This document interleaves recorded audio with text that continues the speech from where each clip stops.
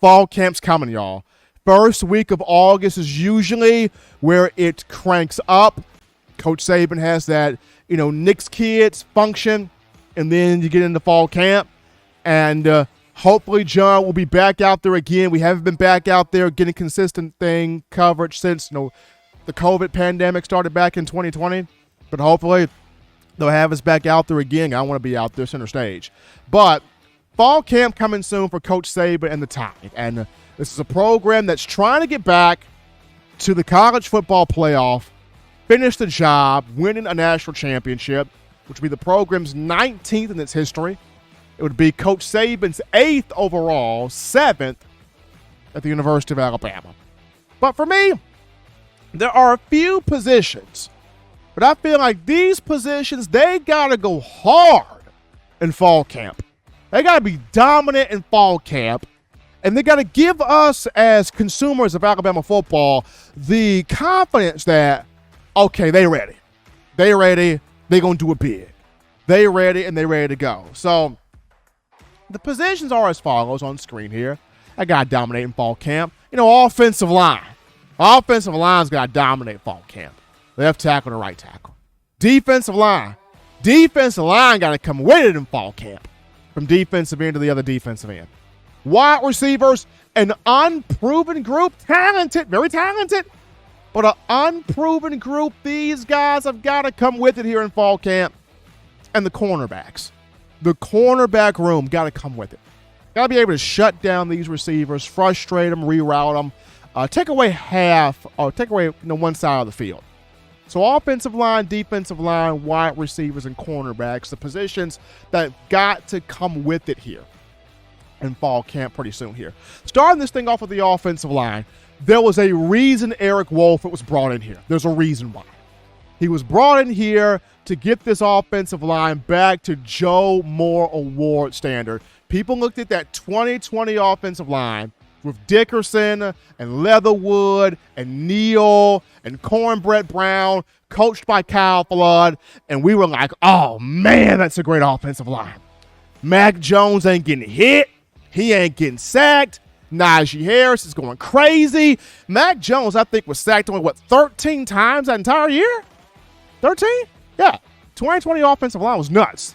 And people look at this group and they say, can this group get back or get close to what that group was? And I think with Eric Wolford, it can.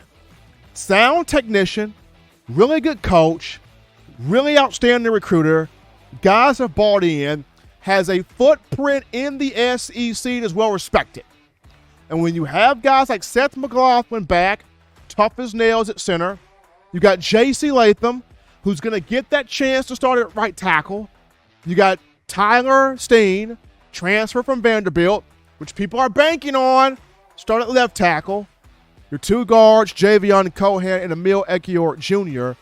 This is an offensive line that people are saying it should not give up 39 sacks to Bryce Young this year. Shouldn't happen.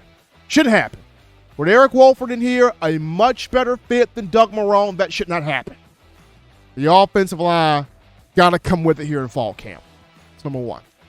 Two here, this defensive line. And it all starts with Freddie Roach. Freddie Roach played here from the state of Alabama, played at the University of Alabama as a linebacker, has coached at the University of Alabama before, came back 2019, if I'm not mistaken, is entering another year as the D-line coach. It all starts with him.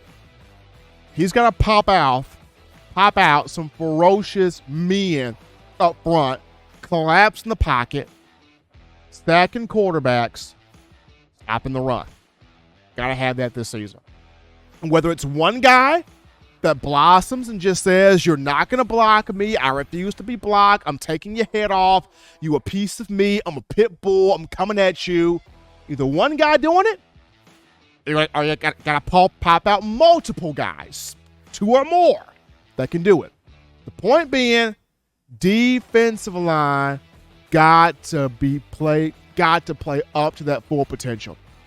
Because knowing what Alabama has an outside linebacker, knowing what they've got at inside linebacker, and what they got in the secondary, Defensive line got to pop out with some dudes, some monsters this season. Starts off here in fall camp. Moving on to this next one here, the wide receiver room. And Holman Wiggins has done a phenomenal job with these wide receivers since he got here in 2019. But he's got kind of an unproven group this year. Yes, you got 2 transfers. Jermaine Burton from Georgia, Tyler Harrell from Louisville. But you got some guys that have been here a while. Trayshawn Holden's been here a while. Christian Leary's been here a minute. JoJo Earl's been here a minute. You got some guys that have been here a minute. I mean, you got some hot shot freshmen. Aaron Anderson, Kendrick Law, Kobe Prentice, Isaiah Bond. You've got some freshmen in here. So for Holman Wiggins, it's for these receivers, building that connection quickly with Bryce Young all throughout fall camp. Seeing the guys that when Bryce Young gets them that football, they're going to make plays. Another guy who's been here a minute, Ja'Cory Brooks. Getting those guys the ball that are going to make plays and they're going to consistently make plays. Jermaine Burton made plays all throughout spring. Tyler Harrell, coming from Louisville, averaged 29.1 yards per catch. Christian Leary, saw him in the spring game, very much so improved. JoJo Earl in the spring game looks improved. Ja'Cory Brooks, last year, big touchdown catch against Auburn in the Iron Bowl, big touchdown catch against Cincinnati in the Goodyear Cotton Bowl. Trayshawn Holden had some good moments last year, but it's an unproven group, but it's a wealth of talent. This wealth of talent's got to pop. Got to have several guys pop here. And this wealth of talent, we'll see that. Fall camp's got to happen. So last but not least here, cornerbacks, corners. Safeties, you're good. Jordan Battles played a lot of football. Came back to improve his leadership, improve his communication, and up his draft stock. DeMarco Hellams has played a lot of football. Came back to improve his leadership, improve his communication, and up his draft stock. Safeties have played a lot of ball. Brian Branch is back. Went on a tear last year at the star position. Malachi Moore, despite the injuries last season, has played a lot of football. Cornerback position. Can you get 2 corners that can run with receivers, that've got recovery speed, and that can take away a side of the field?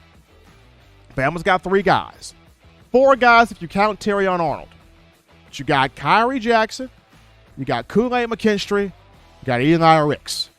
Whoever is not the starter of those 3 is going to get starter reps anyway. But for these Alabama corners, got to be able to not have fear. Play the ball, not have fear. It's a big thing. Travaris Robinson, tremendous addition in the offseason, being hired as cornerbacks coach. And he's already doing a fantastic job.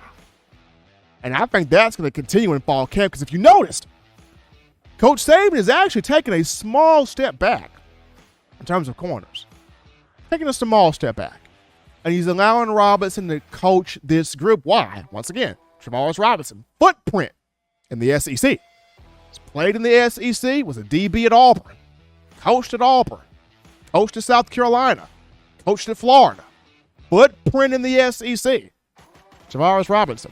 So this cornerback room here, can it get guys playing with no fear, taking away a whole side of the field? That's going to be big there in fall camp. So those are my positions right there. Offensive line, defensive line, wide receivers, corners. What will we see in fall camp? That's going to be fun right there.